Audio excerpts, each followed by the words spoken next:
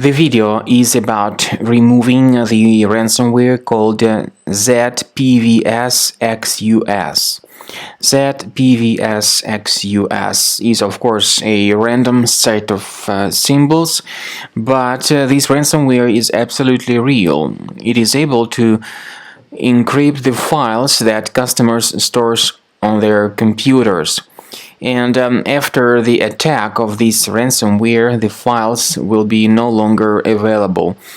Of course, that's a very sad news for people to realize that their data has been encrypted and damaged by this ransomware.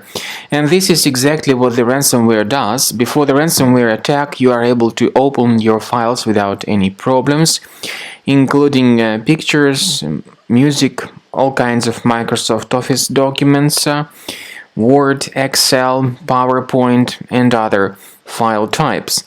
But after the ransomware attack, it is no longer possible to use the files. The ransomware encrypts these files and also adds a special ransom for the file restoration. Now, the point is that paying the ransom, of course, is not a good solution and not a good idea. Paying the ransom does not guarantee that your files would be restored. Still, the files are encrypted and customers cannot open them anymore. Whenever you try to open the specific file, you get a message saying that Windows cannot open this type of file with the Zpvsxus extension. You may also experience some mess to be taking place on your desktop. And what to do if this ransomware has encrypted your files? First thing you should do is to carefully check the task manager of your computer, and if you find any suspicious processes that could be running in the background, make sure to right-click on them and terminate these processes. This might help you save at least some of the files from being damaged by this ransomware. Then, we also recommend you to research your system with the reliable antivirus. The ransomware, as I said, tells the victims to pay the ransom. It puts this special ransomware note on the desktop of the infected computer, saying that customers need to pay the ransom to get their files recovered. But once again, paying the ransom is not a good idea because you may simply waste your money for nothing.